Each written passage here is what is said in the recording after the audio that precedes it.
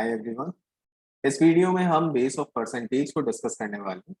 इससे पहले we have already discussed fundamentals of percentages and use of fraction in another video, जिसको आप channel पे देख सकते हैं। Now before you proceed with this one, go through that video and then move ahead. अब हम डिस्कस करते हैं बेस ऑफ परसेंटेज को। यहाँ हम फ्रैक्शन का भी एक्सटेंसिव यूज करने वाले हैं, so you should have a good knowledge of fraction was the previous video. So let's understand this through a very simple example. Let's say we have two values A and B.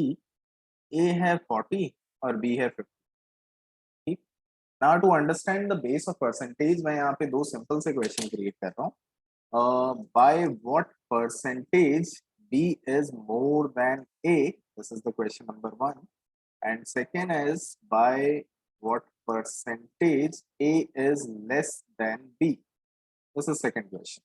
Now let's go through both these problems to understand base of percentage. तो पहले question का answer मैं पहले answer बता देता हूँ। Percentage के terms में क्या आएगा? By what percent B is more than A का आंसर आएगा 25%, and by what percent A is less than B का आंसर आएगा 20%। कैसे आएगा उसको देखते हैं। अगर हम वैल्यू की बात करें तो बी ए से 10 बड़ा है, राइट? तो इफ आई टॉक अबाउट कितना बड़ा है, वैल्यू वाइज वो 10 बड़ा है, लेकिन परसेंटेज के सेंस में हमें यहाँ कुछ बेस लेना पड़ेगा, and that base will be value of A. वो वैल्यू ऑफ ए क्यों होगा? यहाँ पे बेस हो जाएगा 40, दैट विल बिकम 25%। वो वैल्यू ऑफ ए क्यों है? क्योंकि बेस ऑफ परसेंटेज वही होता है जिससे कंपैरिजन करते हैं। यहाँ पे हम बी की वैल्यू को ए के कंपैरिजन में चेक कर रहे हैं, तो बेस ऑफ परसेंटेज ए होने। अब फॉर एग्जाम्पल सेकेंड एग्जाम्पल भी देख लेते हैं हम। सेम चीज यहाँ पे अप्लाई होगी। परसेंटेज डिक्रीज हम देख रहे हैं, ए बी से वैल्यू वाइज तो 10 कम है, लेकिन अब कंपैरिजन बी से कितना कम? बी से कितना कम है मतलब base of percentage will become B, hence it is 10 by 50, that will give you 20%, right? So in short, if you ever get confused, your answer for base of percentage is going to be, base of percentage क्या होता है? जिससे comparison किया जाता है, to which the comparison is done, that's it, वही base of percentage.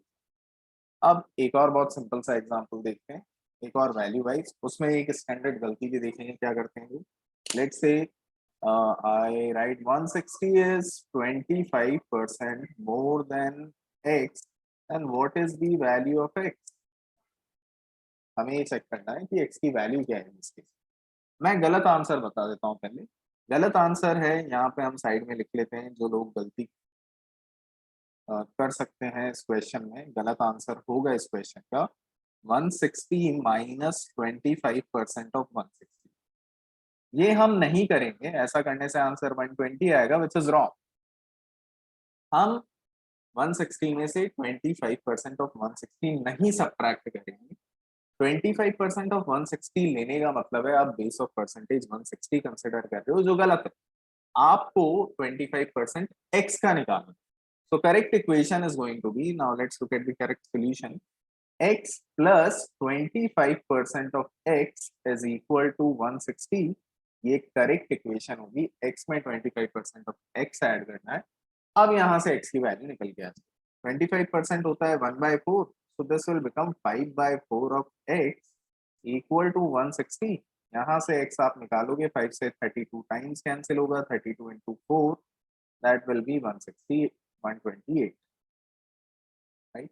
Hence the answer for this is 128। अब 128 का फिर से निकाल के देखो 25%, वो आएगा 32। 32 ऐड करते ही 160, right? So this is another simple example to understand base of percentage। दो और एग्जाम्पल देखते हैं हम, एक और basic, and then we will increase the level of the second example. Another is, let's say P is 50% more than Q। Question is then Q is what percent less than P? Another very good example, real life use भी बहुत ज्यादा है इस example के। तो इसको solve करते हैं। फिर से करने के बहुत सारे तरीके हैं, हम वैल्यू से भी कर सकते हैं, फ्रैक्शन से भी कर सकते हैं। पहले वैल्यू से करते हैं। वैल्यू से अगर हम करें तो हम मान लेते हैं Q है 100, P उससे 50% ज्यादा है, तो 150 हो जाएगा। बहुत सिंपल सी चीज है। अब हम पूछ रहे हैं Q P से कितना परसेंट कम? वैल्यू वाइज तो 50 कम है। अब क्योंकि कंपैरिजन P से हो रहा है, तो बेस ऑफ परसेंटेज P होगा। और ये निकालोगे 1/3 इंटू 100 33.3%, राइट। सिंपल सी चीज है, अगर P Q से 50% ज्यादा है तो Q P से 33% ही कम है। That is the difference. Base of percentage की वजह से चीजें चेंज हो जाती हैं। रियल लाइफ यूजेस बहुत ज्यादा दिखेंगे और एग्जांपल भी देखते हैं इसके। पहले एक बार इसको फ्रैक्शन से भी करें। Another method alternate approach is, simple alternate approach is कि हम फ्रैक्शन का ही यूज करें। So if I want to write, if I like to write P and Q, P in terms of fraction, Q के terms में अगर मैं express करना चाहूँ, तो P will become 1/2 more than Q का मतलब 1 plus 1/2, 50% more than Q का मतलब 1 plus 1/2 मतलब 3/2 of Q है, राइट। फ्रैक्शन हमने प्रैक्टिस किया हुआ है, तो यहाँ से Q आ जाएगा 2/3 of P। 2/3 का मतलब है, 2/3 ऑफ P होने का मतलब है वो उससे 1/3 कम है। 2/3 अगर हम फ्रैक्शन को एनालाइज करें तो 1/3 कम है।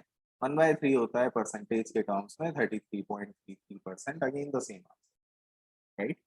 So this is the significant impact of changing the base of percentage. 50% की जगह 33 है, right. And you will see a lot of use in practical problems. Life में आपको बहुत सारी जगह इसका यूज दिखेगा। जैसे एक सिंपल सा यूज बताता हूँ मैं आपको। Let's say you invest in the stock market और कभी पोर्टफोलियो स्टॉक मार्केट क्रैश की वजह से आपका पोर्टफोलियो 50% रह जाता है। लेट्स से आपको 50% लॉस हो जाता है। मान लो फॉर एग्जांपल आपने 500 रुपए डाले और वो 50% लॉस की वजह से 250 रुपए रहे, राइट। अब क्वेश्चन ये है कि इस पॉइंट से स्टॉक मार्केट को कितना बढ़ना चाहिए so that your loss will recover. अगर आपके 500 रुपए 250 रह गए तो इस पॉइंट से स्टॉक मार्केट को कितना बढ़ना चाहिए? यहाँ तो 50% डिक्रीज हुआ था। इस पॉइंट से कितना इंक्रीज होना चाहिए ताकि आपका लॉस रिकवर हो जाए, मतलब वापस आपका पोर्टफोलियो 500 पे आ जाए, 250 से 500 पे आ जाए। इस स्टॉक को कितना बढ़ना चाहिए? उसके लिए 250 से 500 आने के लिए 250 ही बढ़ना चाहिए, 250 का ही इंक्रीज होना चाहिए। 250 का इंक्रीज 250 पे करोगे तो 100% का इंक्रीज है, राइट। करेक्ट। मतलब जो चीज 50% डाउन हुई थी उसको 100% इंक्रीज करना पड़ेगा to arrive at the same value. ये बेस ऑफ परसेंटेज का इम्पैक्ट है, ठीक। एक और सिंपल सा एग्जांपल लेते हैं। मान लो आप किसी रेस्टोरेंट में गए और वहां आपको 30% डिस्काउंट मिल रहा है, ठीक। 30% डिस्काउंट मिल रहा है मतलब आपको वो जो भी चीजें थी उनके लिए 70 रुपए पे करना पड़ता है, राइट। अब क्वेश्चन अगर ऐसे बनाया जाए कि आप उस डिस्काउंट की जगह you choose to order more item, मतलब आप कह रहे हो 100 रुपए में अभी मैं आप ज्यादा चीजें ऑर्डर कर सकता हूँ, तो कितना ज्यादा ऑर्डर कर सकते हो? अगर आपको 30% डिस्काउंट मिला है तो आप कितना एक्स्ट्रा ऑर्डर कर सकते हो? That is the question. तो सिंपल सी चीज है, 30% डिस्काउंट मिला है तो अभी आपको सिर्फ 70 रुपए खर्च करने पड़ेंगे, but you want to spend that complete 100। आप वो पूरे 100 स्पेंड करो और ये देखो कितना ज्यादा ऑर्डर कर सकते हो, कितना ज्यादा आइटम खरीद सकते हो। तो 70 से 100 का कितना परसेंटेज इंक्रीज है यही देखना, कितना परसेंट इंक्रीज है यहाँ से यहाँ। अब आप 30 का इंक्रीज करने वाले हो 70 पे, 30/70 इंटू 100, ये आ जाएगा अप्रोक्सीमेटली 43%। ये है 43% का इंक्रीज। मतलब अगर आपको रेस्टोरेंट में 30% का डिस्काउंट मिलता है तो आप 43% एक्स्ट्रा क्वांटिटी परचेज कर सकते हो, given that you spend the same amount. अगर आप 100 रुपए लेकर गए, चीजें 70 की पड़ रही है लेकिन you choose to spend the 100 only, तो आप 43% एक्स्ट्रा कर सकते हो। हर जगह यूज है इस चीज का, प्रैक्टिकल यूज बहुत ज्यादा है। अच्छे से प्रैक्टिस करो, रियल लाइफ सिचुएशन में भी बहुत काम आता है। अब एक अच्छा एग्जांपल देखते हैं जिसमें मैं दो वेरिएबल्स को क्लब करने वाला हूँ। लेवल अप कर देते हैं प्रॉब्लम का। Let's look at it. Let's say x is 25% more than y and 25% less than z। Question है by what percent y is less than z। ठीक। हमने दो कंपैरिजन दिए हुए हैं, तीसरा हमें निकालना है। बेस ऑफ परसेंटेज का यूज कर सकते हैं, वैल्यू मान सकते हैं हम, फ्रैक्शन का यूज कर सकते हैं हम इसे सॉल्व करने के लिए। बहुत सारे मेथड्स हैं। क्वेश्चन में फिर से पढ़ रहा हूँ। x is 25% more than y and 25% less than z, by what percent y is less than z। x 25% ज्यादा है y से लेकिन z से 25% कम भी है, तो y z से कितना परसेंट कम? सॉल्व करते हैं इसको। हम वैल्यू मान के भी कर सकते हैं, फ्रैक्शन से भी कर सकते हैं।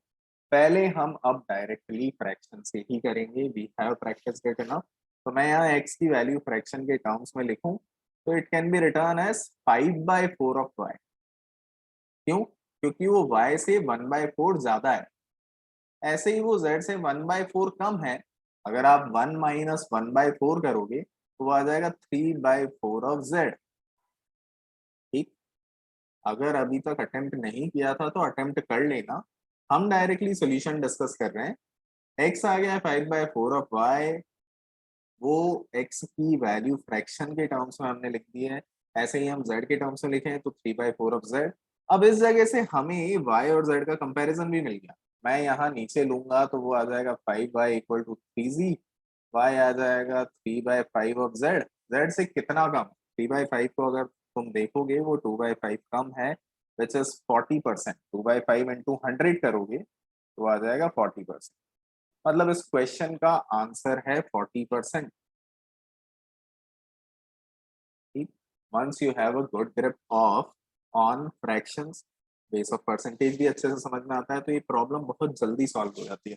Otherwise it is regarded as a hard problem, क्योंकि इसमें बहुत टाइम वेस्ट कर देते हैं लोग कैलकुलेशन वाले पार्ट, और बहुत कंफ्यूज भी हो जाते हैं कंपैरिजन कैसे। तो this is how you can solve it, this is how you can save a lot of time. अब एक बार हम थोड़ा कन्वेंशनल तरीका देखते हैं वैल्यूज लेके। तो वैल्यूज लेके हम क्या कर सकते हैं, x अगर 25% ज्यादा है y से तो या तो आप y को 100 मान लो, या दूसरा 25% कम है z से तो आप z को भी 100 मान सकते हो। ठीक, किसी को भी 100 मान सकते हो। मैं यहाँ z को 100 मान लेता हूँ और फिर आगे बढ़ता हूँ। अगर z 100 है तो x तो काफी सिंपल है, उससे 25% कम, z से 25% कम मतलब 100 में से 25 सब्ट्रैक्ट करो वो तो 75। अब आती है y की बारी। x जो है y से 25% ज्यादा है। अब देखो बहुत सारी गलतियां करते हैं जिनके कॉन्सेप्ट क्लियर नहीं होते, वो यहाँ से 25 माइनस कर देते हैं, जो कि गलत है। 25% 25 तो नहीं होगा किसी भी सूरत में, राइट? 75 का 25% भी 25 नहीं होगा। दूसरी चीज, आप 75 का 25% नहीं निकालोगे क्योंकि वो x की 25% वैल्यू ले लिया आपने।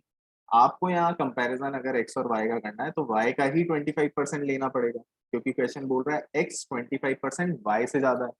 तो x अगर 25% y से ज्यादा है, y नहीं पता है हमें, हम साइड में इक्वेशन बना सकते हैं y plus 25% of y which is 1/4 of y equal to x, जो यहाँ 75।